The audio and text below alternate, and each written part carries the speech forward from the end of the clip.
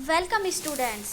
आज मैं लेकर आई हूँ 9th क्लास के लिए हिस्ट्री का first chapter the French revolution यानी फ्रांस की क्रांति। तो फ्रांस की क्रांति में हम देखते हैं कि 14 जुलाई 1789 ऑन द मॉर्निंग ऑफ 14 जुलाई 1789 जो पेरिस शहर था उसमें बड़ा ही आतंक का माहौल था। ये अफवाह उड़ी हुई थी कि राजा बहुत जल्दी सेना को नागरिकों पर गोली चलाने का आदेश देने वाला है। लगभग 7,000 मैन और वुमेन टाउन हॉल के सामने इकट्ठा हो रखे थे और वो किसी भी तरीके से सरकारी बिल्डिंग में घुसना चाहते थे।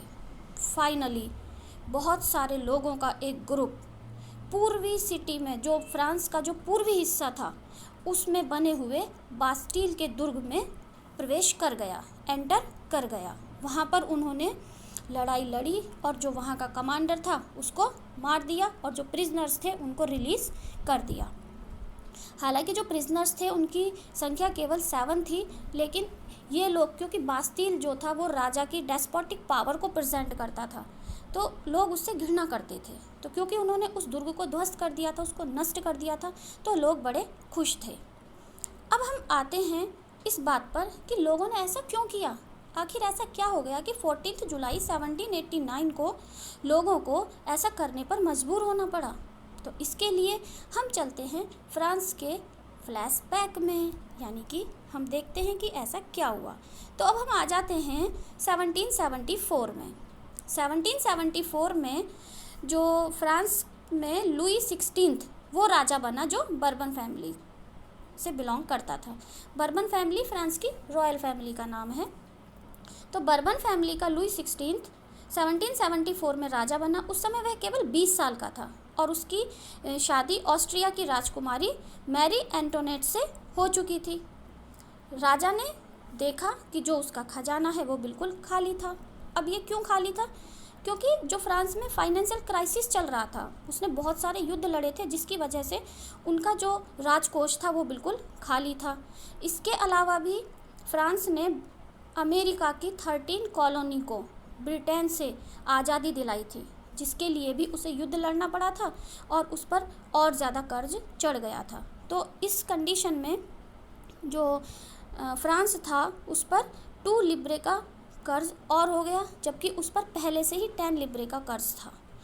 तो लिब्रे है फ्रांस की करेंसी जो 1794 में बंद हो गई थी, किंतु अभी हम 1774 की हिस्ट्री पढ़ रहे हैं, तो इस समय लिब्रे वहाँ की करेंसी थी। अब क्या हुआ, जब सरकार के ऊपर इतना सारा कर्ज हो गया तो जिन्होंने कर्ज दे रखा था वो लोग 10% का इंटरेस्ट मांग रहे थे। इसके अलावा भी राजा को अपने रेगुलर जो भी उनके एक्सपेंस थे उनकी मेंटेनेंस के लिए भी धन की आवश्यकता थी। आर्मी के लिए, कोर्ट के लिए, गवर्नमेंट को चलाने के लिए, यूनिवर्सिटीज़ को चलाने के लिए। तो ये सब किस तरीके से हो सकता था? ये टैक्स को इंक्रीज़ करके हो सकता था। लेकिन इससे भी सारे कर्ज की पूर्ति नहीं हो सकती थी। क्यों नहीं हो सकती थी? क्योंकि उस समय जो फ्रांस का समाज था वो 3 एस्टेट्स में बटा हुआ था और केवल 3rd एस्टेट्स के जो मेंबर थे वही टैक्स को पे करते थे। अब हम देख लेते हैं कि फ्रांस का समाज किस तरीके से बटा हुआ था। तो फ्रांस का समाज 3 एस्टेट्स में बटा हुआ था।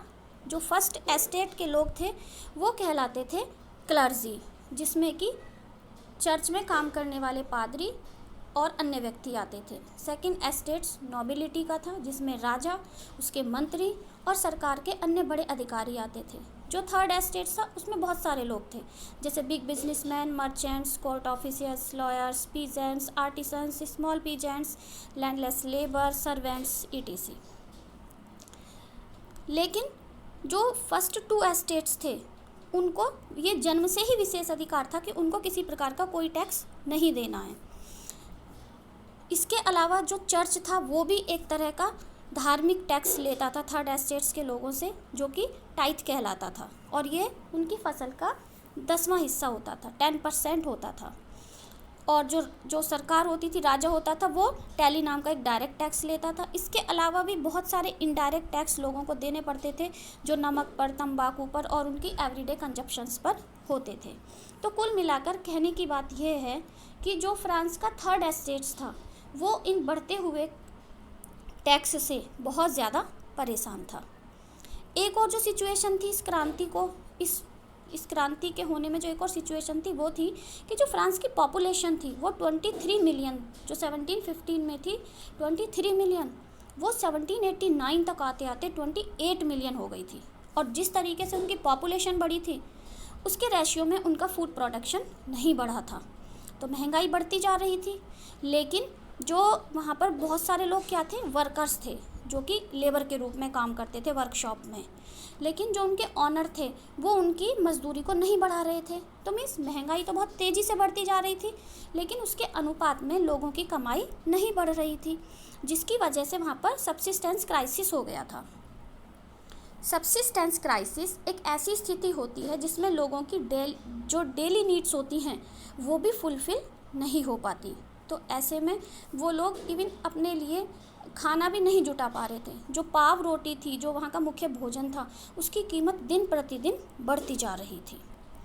अब ऐसे में वहाँ पर एक मिडिल क्लास का उदय हुआ, एक उभरता हुआ मिडिल क्लास मध्य वर्ग आया, जिसमें बहुत सारे शिक्षित लोग थे। अभी जैसा कि हमने ऊपर देखा कि जो थर्ड एस्टेट था उसमें दो तरह के लोग थे, अमीर लोग भी थे उसमें और गरीब लोग भी थे।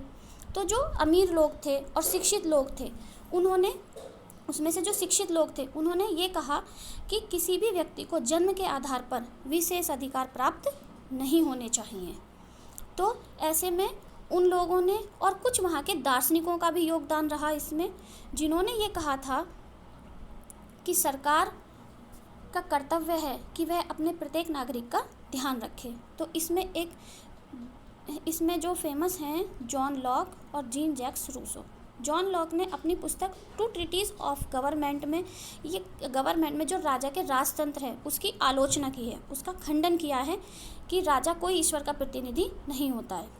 दूसरी बुक थी द सोशल कॉन्ट्रैक्ट, जो जीन जैक्स रूसो ने लिखी थी, और उसमें उन्होंने कहा था कि राजा और प्रजा के बीच एक सामाजिक अनुबंध होना चाहिए। राजा का कर्तव्य है कि वह प्रजा की बेसिक नीड्स को फुलफिल करे। इसी तरीके से एक और जो फिलोसोफर थे मॉन्टेस्क्यू, उन्होंने अपनी एक बुक लिखी थी the spirit of the law. उसमें उन्होंने कहा था कि जो पावर है वो एक ही जगह नहीं होनी चाहिए, बल्कि उसका डिवीज़न होना चाहिए। और वो कैसे होना चाहिए, लेजिस्लेटिव, एग्जीक्यूटिव और जुडिशरी में। तो इस तरीके से इन दार्शनिकों ने अपने अपने विचार दिए, और इनके इन विचारों से वहाँ की जनता इतना प्रभावित हुई कि लेकर सैलून से और कॉफ़ी हाउस तक उनके विचार बड़ी तेज़ी से फैल गए। बुक्स और न्यूज़पेपर्स में, मैगजीन्स, बुक्स, न्यूज़पेपर में उनके विचारों को जगह दी जाने लगी। और जो शिक्षित लोग होते थे वो अशिक्षितों को ऐसी खबरें ज़ोर ज़ोर से पढ़ के सुनाते थे ताकि वो भी इसके बारे में जागरूक हो सकें। तो ये कुछ ऐसे कारण थे जिन्होंने फ्रांस की क्रांति को बढ़ाने में अपना योगदान दिया। अब ये फ्रांस की क्रांति कैसे शुरू हुई, उसके क्या परिणाम हुए, ये सब हम देखेंगे नेक्स्ट चैप्टर।